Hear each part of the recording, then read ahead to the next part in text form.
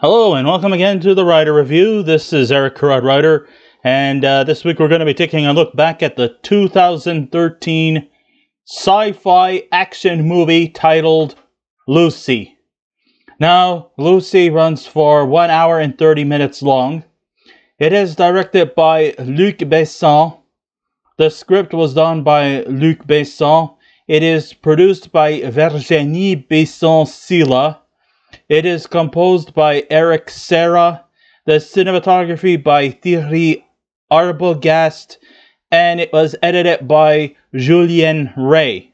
And the stars of this movie are Scarlett Johansson, Morgan Freeman, Choi Min-sik, Amr Waked, Julian Rhind-Tutt, Pilou Asbaek, Annaleigh Tipton, and Nicholas Phongpheth.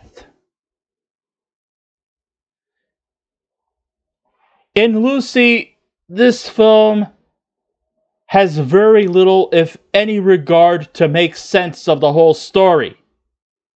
Director-writer Luc Beeson decided to insult our intelligence by making this movie hip to the action-hungry audience while ignoring anything that is logical or theoretically efficient.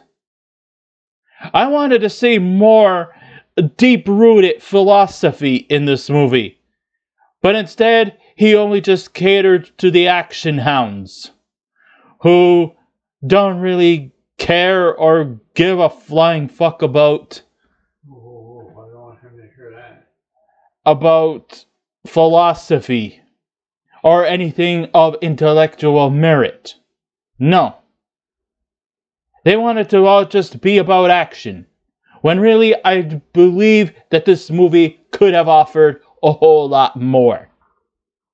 Not that I have anything too much against action movies. I mean, there could be some action elements, but instead, this whole movie was just completely illogical and really nothing more than just a bona fide action flick. So if you've seen one, you've pretty much seen them all.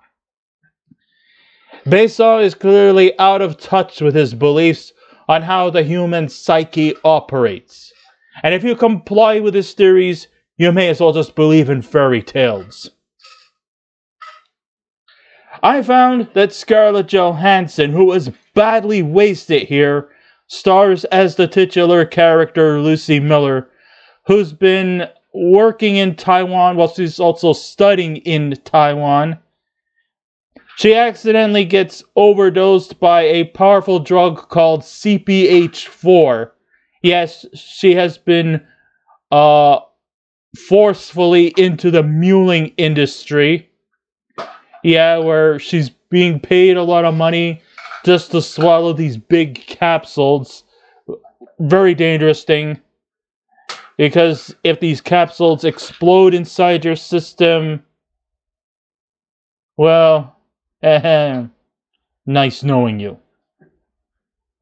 But instead of her taking a perpetual dirt nap, she has been given superpowers. Yes. You see, we dumb, insignificant, semi-primitive species known as the human race only use 10% of their brains. Well, okay, if you're left-handed, 15. And I'm not just saying that to be left-handed bias, because FYI, I am left-handed. But no, it is true, because we use both centers of our brains than compared to right-handed people, but enough of that. Anyways, it leads up to the interesting question of what would happen if we used more than 10% of our brains? What if we can use 100%? That's right. What would happen if we could be able to have the capacity to use 100% of our brains? Would that make us into superhumans? Would that make us practically almost virtually untouchable? Will we be able to just know the ins and outs of what's going on across the universe? Well, I wish more of that would be explored. Instead, all we get are just a bunch of action scenes and fight scenes, and that's pretty much it. Pardon me? My son's doing something, but Okay. he finished doing. The movie exploits I'm gonna shut my sound off, so it won't. That we are so stupid that we only use 10% of our brains. But after getting an overdose, she now is able to use more brain control. She gets to control space and time, and she also has an advantage to take down several bad guys at once without anyone's assistance. But this also leads up to another dark and theory question. Before she started taking the CPH4, she was, a lighthearted, cheery, spunky individual who was kind of a bit of a free spirit. But does this actually mean that if you start to use more of your brains, you become less emotional, almost to the point of being stoic, self-contained, and semi-catatonic? Because that's what I've also felt with her. Oh, wow. I mean, she once went from somebody who looks like she could be like ADHD to Asperger's. And I know people who have Asperger's syndrome tend to rely a lot of their intellectual capacities without a flinch of too much emotional charge. We might be enthusiastic of our own dimensions, but we probably show a lack of interest to others. It might appear that we might be unkind, but that's a bit of a misnomer. Well, here, Lucy actually also develops that. The more intelligent she becomes, the more cold she is in her demeanor, in her feelings.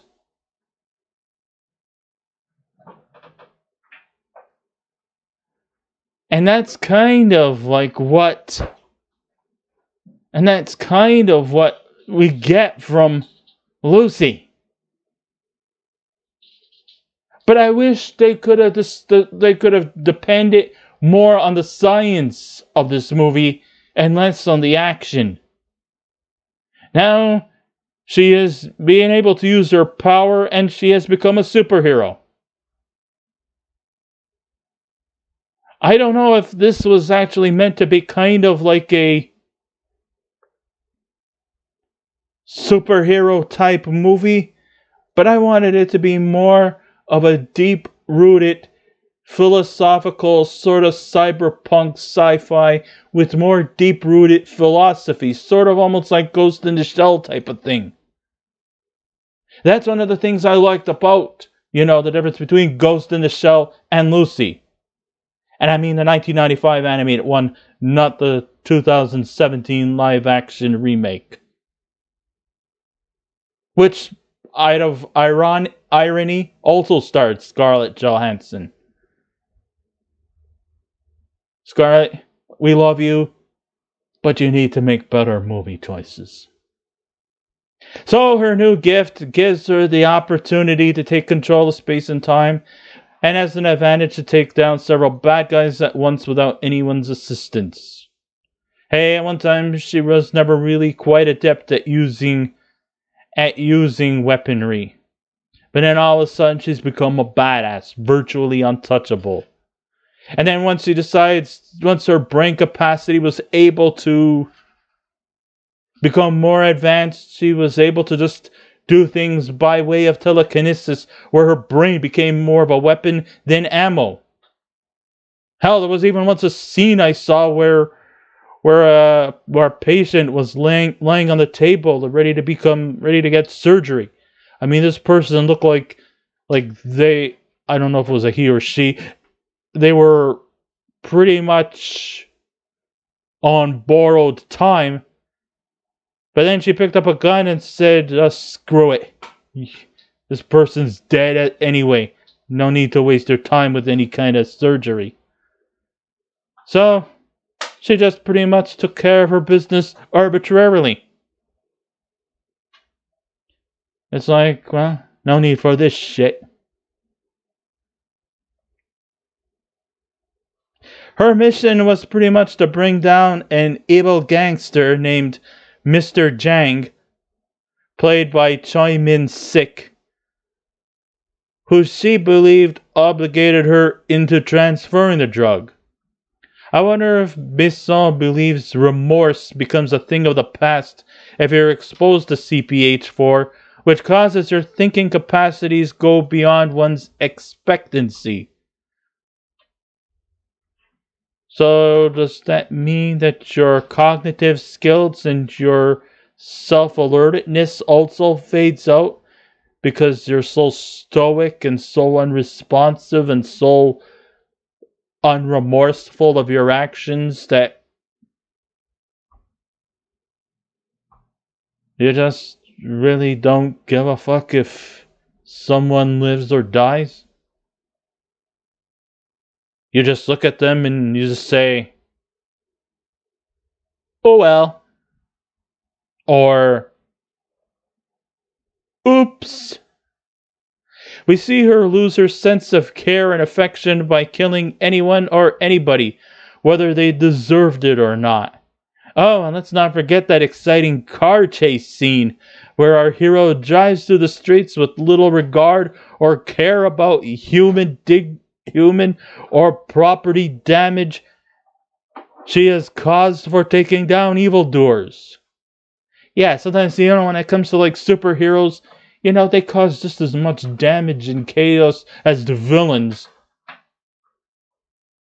But they would still get a standing ovations or a hero's welcome or the key to the city. While a villain will end up either in jail, institutionalized, or dead. That's their reward. And no, I'm not this kind of guy who roots for bad guys and all. I don't condone their actions either. But then again, superheroes, what makes them any better? Enough said. To her, killing people is no different than us not caring if we step on bugs.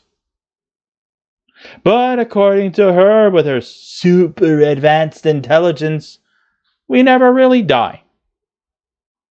So why should it bother her? And if so, when that happens, and if so, then what happens after we take our last breath? And if we are just little tiny bugs to her, why does she go through such agony to take down an entire gang of baddies when she could have just annihilated them with the greatest of ease?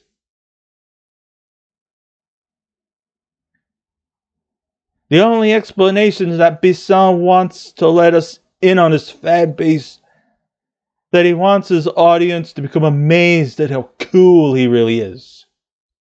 I mean, this is all about coolness.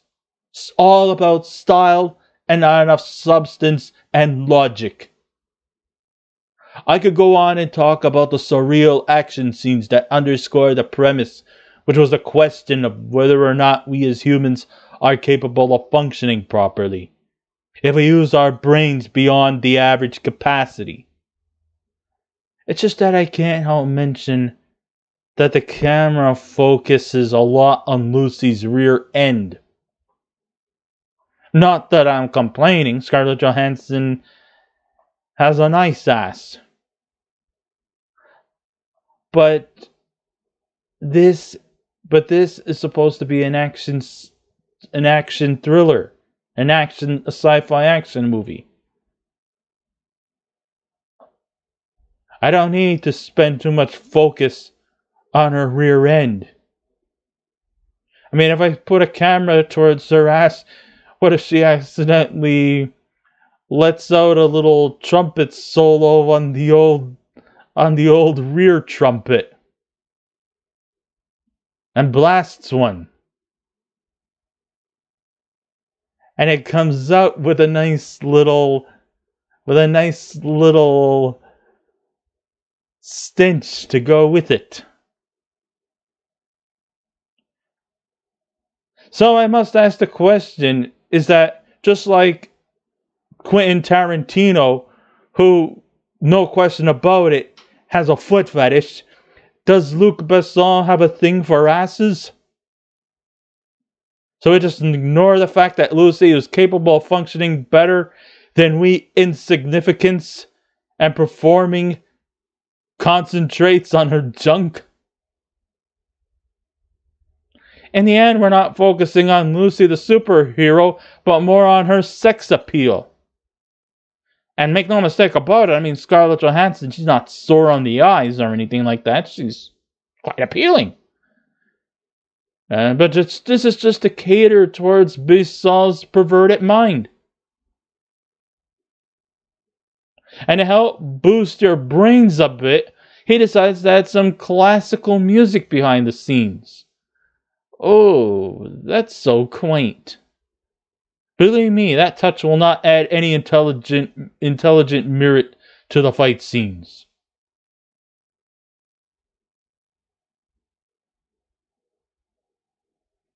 So when Lucy is in fighting with the baddies, she turns her attentions to the wise old scientist named Professor Sam Norman, played by Morgan Freeman, to give him everything he needs to know about her condition and how it could benefit the rest of humanity. Oh, sure, she could have reported her capabilities to anyone, but chooses Dr. Norman because the superficial expert on this particular subject goes along with the theory that being super smart and super powerful makes you less humane. She sacrifices her own self by injecting the remaining doses of the drug, which affects all computer devices all over the world, into supercomputers, and even traces back in time to encounter the prehistoric human called Lucy. Cheeky, right? So it's been said that the very first well-known human species was a creature, a humanoid type creature called Australopithecus. And apparently the species was a female.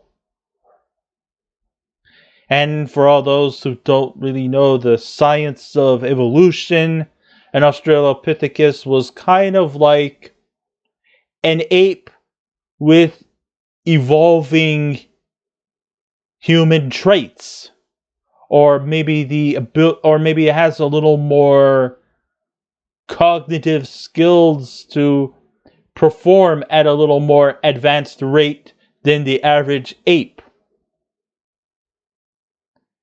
And one of the first earliest humans was somebody called Lucy. So, but then we come to the point where the climax is like when her brain eventually becomes at full capacity, she vanishes into a space-time continuum. But it really is all on just a USB stick, where she went and she claims, I am everywhere. Which means she's kind of like took over the world. Yes, when you have 100% brain capacity, you pretty much could take over the world. You have become God's replacement. Now, that does not spell atheism for you. I don't know what the hell does. That's right. Lucy has now taken over God's place. She is the new God. God is not exist anymore. Lucy is now the new God. Because when you have 100% brain capacity, you take over not just the world, but the entire universe.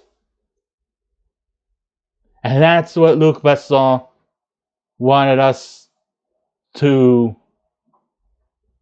believe. And like I said before, if you could bite into his bullshit, you may as well just believe in fairy tales. And that everything just happens by way of magic.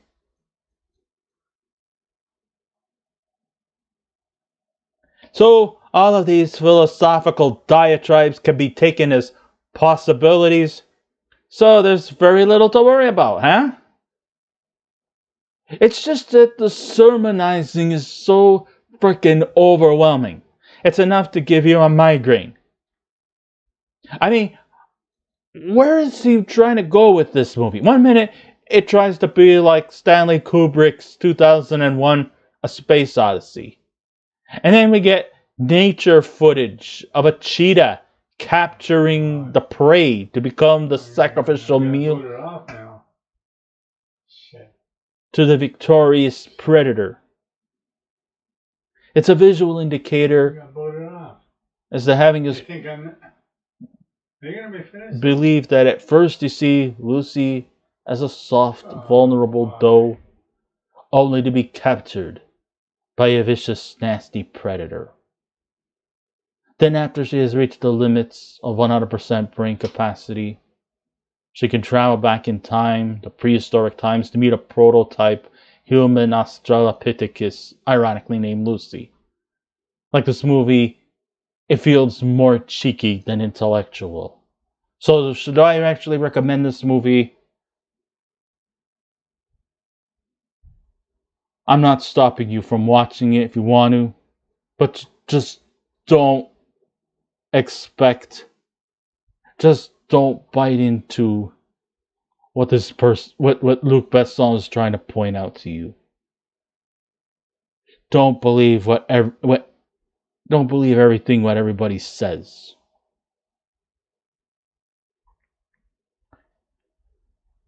Personally, this movie was just so illogical and so muddled and so stylistic that it's just another mindless sci-fi movie with very, very little to say and little to offer. And it's a sad thing because it could have been a whole lot more. But they deliver quite little. So when all is said and done, if I was to give this movie a scale out of 10, I will give Lucy from 2014 a 5. So I guess this ends my writer review. Thank you all for listening in. If you wish to subscribe to my YouTube channel, please feel free to do so. If you wish to leave a comment, go right ahead. Just remember the 3 simple rules. Be kind, be courteous, and please refrain from any rude comments, and I will be back again with another movie review. So until next time, this is Eric Cartwright saying keep watching those movies, and I'll see you around. Goodbye.